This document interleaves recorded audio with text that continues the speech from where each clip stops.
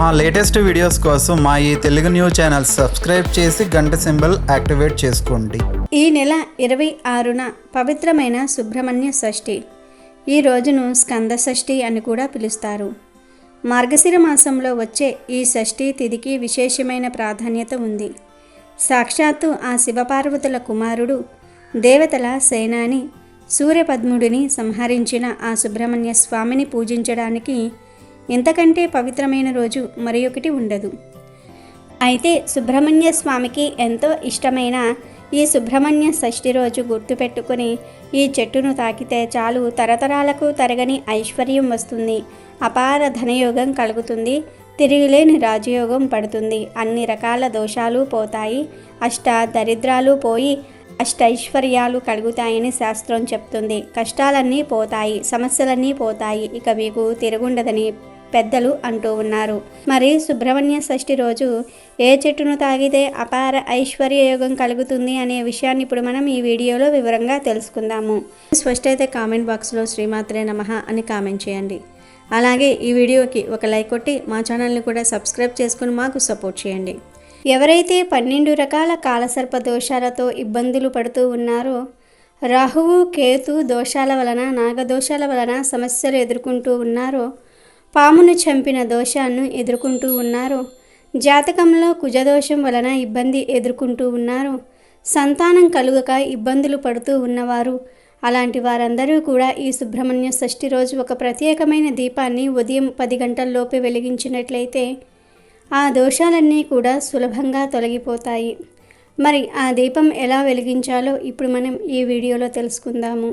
సుబ్రహ్మణ్య షష్ఠి నాడు ఉదయాన్నే స్నానం చేసి ఏ ఆహారమూ తీసుకోకుండా సుబ్రహ్మణ్య స్వామి ఆలయానికి వెళ్ళి పువ్వులు, పండ్లు, పడగల రూపాల లాంటివి అక్కడ సమర్పిస్తారు. బ్రహ్మచారి అయిన బ్రాహ్మణుడిని ఇంటికి పిలిచి సుబ్రహ్మణ్య స్వామి స్వరూపంగా భావించి భోజనం పెట్టి పంచల జతను తాంబూలంలో ఉంచి ఇవ్వటం ఉత్తమం. తనను భక్తితో కొలిచిన వారికి నాయకత్వ సిద్ధి, విజయ ప్రాప్తి, వ్యాధి నివారణ, సంతాన లాభము, భూప్రాప్తి శీఘ్రంగా సిద్ధింపచేస్తాడు సుబ్రహ్మణ్యేశ్వర స్వామి. ఈరోజు శరణమ భవ అనే 6 అక్షరాల నామమంత్రాన్ని పఠించటం, జపించటం వలన కూడా మంచి శుభ ఫలితాలు కలుగుతాయి. జాతకంలో కుజదోషము, కాలసర్ప దోషంచే సకాలంలో వివాహం కాని వారు ఈరోజు వల్లీ దేవసేన సమేత సుబ్రహ్మణ్యేశ్వర స్వామి కళ్యాణములను చేయించినా లేదా చూసినా త్వరలో వివాహం జరుగుతుంది. తమిళనాడు ప్రాంతాలలో ఈ రోజున కావడి మొక్కును తీర్చుకోవటం కనిపిస్తూ ఉంటుంది. షష్ఠి నాడు కుమారస్వామి ఆలయానికి కావడి మోసుకొని పోవటమే దీనిలోని ప్రధాన అంశము. ఈ కావడిలో ఉండే కుండలను పంచదారతోనూ పాలతోనూ నింపుతారు. కావడిలో మోసేవి వారి వారి మొక్కును బట్టి ఉంటుంది. ఈ పండుగ చాలా ప్రసిద్ధి చెందినది. నాగప్రతిష్ఠ చేసిన వారికి సంతానం కలుగుతుందనే నమ్మకం భక్తులలో ఉంది. ఈ రోజు అనగా సుబ్రహ్మణ్య షష్ఠి రోజు మీరు ఏం చేసినా చేయకపోయినా ఉదయం 10 గంటల్లోపు పుట్ట దగ్గర కానీ, గుడిలో నాగదేవత విగ్రహాల దగ్గర కానీ, ఇంట్లో సుబ్రహ్మణ్య స్వామి ఫోటో దగ్గర కానీ జిల్లేడు ఆకు మీద దీపం వెలిగిస్తే 12 రకాల కాలసర్ప దోషాలు పోతాయి.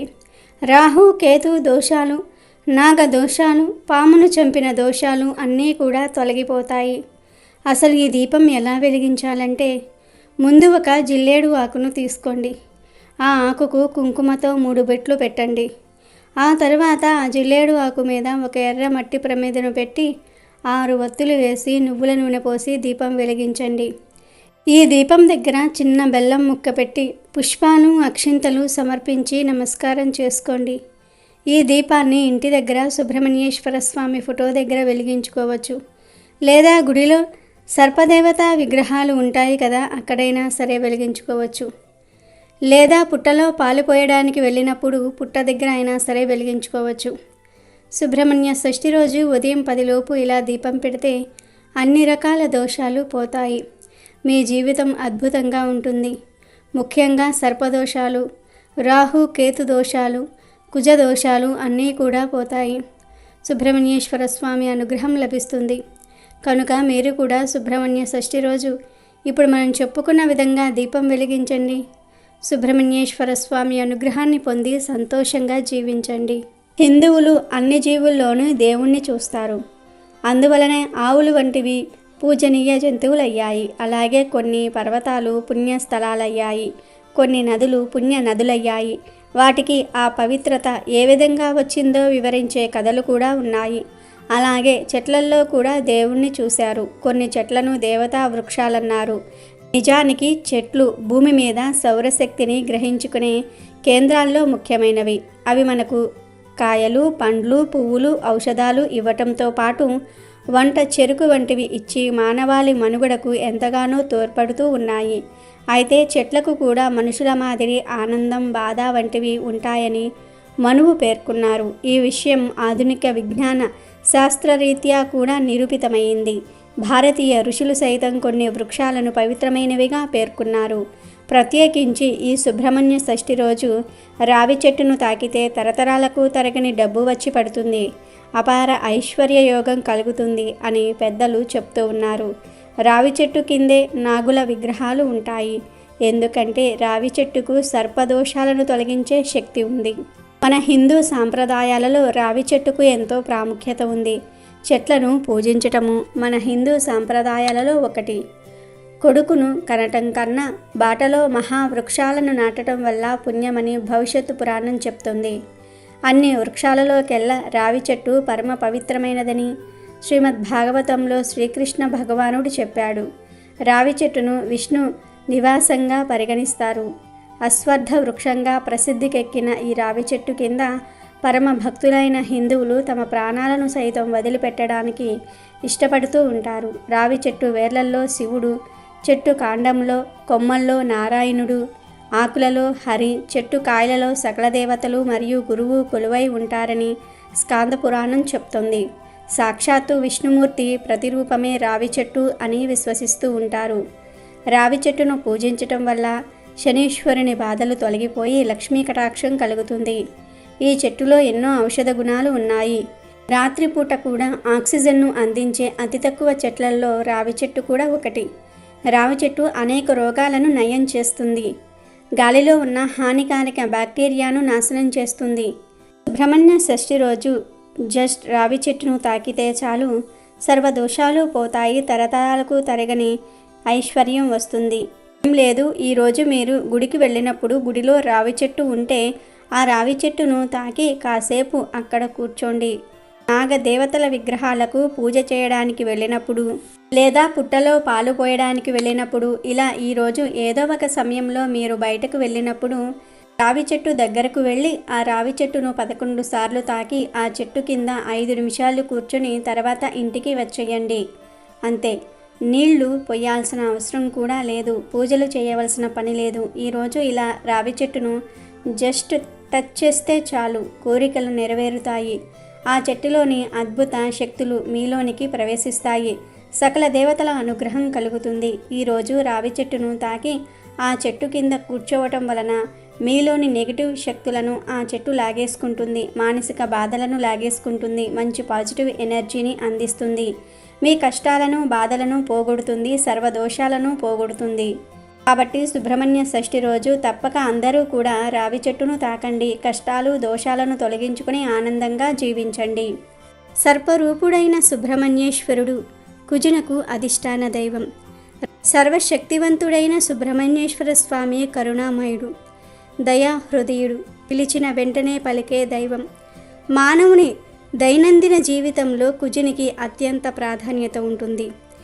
మన శరీరంలో ఉండే కుండలిని శక్తికి సుబ్రహ్మణ్య స్వామి ఆదిదైవం. పురుషుల్లో ఉండే శుక్రకణాలకు కూడా సుబ్రహ్మణ్య స్వామి కారకుడు. శరీరంలో ఉండే కుండలికి చాలా శక్తి ఉంటుంది.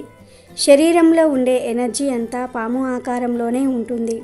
సర్పాలను నాశనం చేసిన వారికి లేదా ఎనర్జీని పాడు చేసిన వారికి సంతానం ఉండదనేది ఒక సూత్రం. కాబట్టి ఆ ఎనర్జీని ప్రకృతిని కాపాడటం కోసం మార్గశిర మాస శుక్ల షష్ఠి నాడు సుబ్రహ్మణ్య స్వామిని పూజించాలి. దీనికే సుబ్రహ్మణ్య షష్ఠి లేదా నాయి స్కంద షష్ఠి అని పేరు. ఈరోజు శ్రీవల్లి దేవసేన సమేత సుబ్రహ్మణ్య స్వామి కళ్యాణం నిర్వహిస్తారు. అవివాహితులు ఈ కళ్యాణం వీక్షిస్తే ఆటంకాలు తొలగి వివాహాలు జరుగుతాయి. అంతేకాదు సంతానం కలుగుతుందని పెద్దలు చెప్తూ ఉన్నారు. విశిష్టమైన ఈరోజు సుబ్రహ్మణ్య స్వామి పూజ చేసిన, కావడి సమర్పించిన, సత్సంతాన ప్రాప్తి కలుగుతుంది. రాబోయే తరాల వారికి కూడా సంతానలేమి లేకుండా వంశాభివృద్ధి జరుగుతుందని నమ్మకం. ఈరోజు పుట్టలో పాలు పోస్తారు.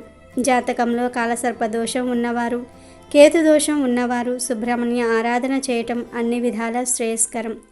ఆ స్వామి జపం సర్వ విధాలా మేలు చేస్తుంది. అలాగే రాహు మంత్రము, సుబ్రహ్మణ్యేశ్వర స్వామి మంత్రమును కలిపి జపం చేసి సర్ప మంత్రాలు చదువుతూ పగడాన్ని ధరిస్తే మేలు జరుగుతుంది. ఈ పూజల వల్ల రాహుగ్రహం అనుగ్రహము కలుగుతుంది. అలాగే సంతాన ప్రాప్తి కోసం మహిళలు ఎక్కువగా ఆరాధించే దైవం సుబ్రహ్మణ్యేశ్వరుడు. సుబ్రహ్మణ్యేశ్వరుడు బాలుడి రూపంలో దర్శనమిస్తాడు కాబట్టి తన రూపంతో బిడ్డలను ప్రసాదిస్తాడని భక్తులు నమ్ముతారు. అందుకనే సుబ్రహ్మణ్య ఆలయాలలో సంతానం లేని స్త్రీలు పూజలు చేయటం మనం చూస్తూ ఉంటాం. సంతాన ప్రాప్తిని కోరే స్త్రీలు వెండి సర్పానికి సుబ్రహ్మణ్య కేతు మంత్రాలతో 21 మార్లు పాలతో అభిషేకించి ఆ పాలను సేవిస్తే సత్సంతానం కలుగుతుందని మహిళా భక్తుల ప్రగాఢ విశ్వాసం. అలాగే ఏదైనా పుట్టకు నమస్కరించి పుట్ట చుట్టూ 21 లేదా 108 మార్లు మండలం పాటు అంటే 40 రోజుల పాటు ప్రదక్షిణలు చేస్తే సంతానం కలుగుతుందని అంటారు. అందువల్ల సుబ్రహ్మణ్య ఆరాధనం సర్వ క్లేశాలను దూరం చేసి సర్వశక్తుల్ని ఇస్తుందని భక్తుల విశ్వాసం. అయితే సుబ్రహ్మణ్య షష్ఠి రోజు కొన్ని తప్పులు మాత్రం చేయకూడదని పండితులు చెప్తూ ఉన్నారు. సుబ్రహ్మణ్య షష్ఠి రోజు పదునైన వస్తువులను, పనిముట్లను ఉపయోగించకుండా ఉంటే చాలా మంచిది. కూరగాయలు కట్ చేయడానికి కత్తి కానీ చాకు కానీ ఉపయోగించకూడదు. అంటే చాకులు, నాగలి, కత్తులు ఇవేమీ కూడా ఈరోజు వాడకూడదు. చెట్లను నరకటము, భూమిని దున్నటము వంటి పనులు కూడా ఈరోజు చేయకూడదు. పనిముట్లు ఉపయోగిస్తే కూడా సర్పదేవతలకు కోపం వస్తుంది. అలాగే పొట్లకాయ కూడా తినకూడదు. ఈరోజు పొట్లకాయ కూర తినకూడదని శాస్త్రాలే చెప్తూ ఉన్నాయి. పొట్లకాయతో పాటు గుడ్డును కూడా ఈరోజు ఏ రూపంలోనూ కూడా తినకూడదు. మాంసాహారం గురించి ప్రత్యేకంగా చెప్పవలసిన అవసరం లేదు. ఏ పండుగ రోజైనా సరే మాంసం తినకూడదు. అలాగే ఈరోజు పాములను కొట్టడం, చంపటం వంటి పనులు చేస్తే దానికి మించిన పాపం మరి ఒకటి ఉండదు. కాబట్టి ఈరోజు పాములను హింసించవద్దు. అలాగే ఆడవారు ఈరోజు ప్రశాంతంగా ఉండి ఎవ్వరితో గొడవలు పడకుండా పుట్ట దగ్గరకు వెళ్ళి పూజ చేయండి. అలాగే సుబ్రహ్మణ్య షష్ఠి రోజు చాలామంది పుట్టల్లో గుడ్లు వేస్తూ ఉంటారు. ఈ సాంప్రదాయం ఎక్కడి నుండి వచ్చిందో తెలియదు కానీ ఇది మంచి విషయం కాదు. పుట్టలో గుడ్లు వేయకుండా ఉంటేనే చాలా మంచిదని పండితులు చెప్తూ ఉన్నారు. ఒక విషయం గుర్తుంచుకోండి, పాములు సరీసృపాలు కనుక పాములు పాలు త్రాగవు. అలా అని అన్ని పాములు పాలు త్రాగవని కాదు, దేవతా సర్పాలు మాత్రమే పాలు త్రాగుతాయి. మామూలు పాములు పాలు త్రాగితే అరగక కక్కేస్తాయి, మరణిస్తాయి కూడా. దేవతా సర్పాలు ఎక్కడ పడితే అక్కడ ఉండవు, మనిషి కంటికి కనిపించవు. అంటే మానవ కదలికలను లేని మహా అరణ్యాలలో మాత్రమే ఉంటాయి. అందువల్ల పుట్టల్లో ప్యాకెట్ల కొద్దీ పాలు పోసేయకండి. నాగజాతిని తలుచుకుని నాగదేవతకు నైవేద్యంగా 1-2 చెంచాల పాలు మాత్రమే పుట్టలో పోసి మిగతావి ప్రసాదంగా స్వీకరించటం మంచిది. అలాగే సుబ్రహ్మణ్య షష్ఠి రోజు నెలసరిలో ఉన్న ఆడవారు ఇంట్లో కానీ పుట్టల వద్ద కానీ ఎలాంటి పూజలు చేయవద్దు. కాదని చేస్తే పుణ్యం రాదు, పాపం చుట్టుకుంటుంది. ఈరోజు ఇంట్లో అందరూ కూడా ప్రశాంతంగా ఉండండి. గొడవలు పడకుండా ఆనందంగా ఆ సుబ్రహ్మణ్యేశ్వర స్వామిని పూజించుకోండి. ఇలా ఈరోజు ఈ నియమాలు పాటిస్తే మీకు ఆ సుబ్రహ్మణ్యేశ్వర స్వామి అనుగ్రహం కలిగి అన్ని శుభాలే జరుగుతాయి. కుమారస్వామి మాతృగర్భం నుండి పుట్టినవాడు కాదు. కథాక్రమంలో పుత్రుడిగా పార్వతీ పరమేశ్వర్లు స్వీకరించారు. ఈ విషయం మహాభారతం అరణ్య పర్వంలో కనబడుతుంది. పూర్వం 3 లోకాలను భయభ్రాంతులచే పీడిస్తున్న తారకాసురుడు అనే రాక్షసుని బారి నుండి రక్షణ పొందుటకై దేవతలు బ్రహ్మదేవుని శరణు వేడతారు. అప్పుడు ఆ బ్రహ్మ వారికి ఒక సూచన చేశాడు. ఈ తారకాసురుడు అమిత తపోబల సంపన్నుడు, బలశాలి కావున చంపటం మనతరం కాదు. కానీ ఈశ్వర తేజాంశ సంభూని వలనే వీడికి మరణము ఉంటుందని చెప్పాడు. కావున మీరు శివుడికి హిమవంతుని పుత్రిక అయినటువంటి పార్వతీదేవితో వివాహం జరిపించండి.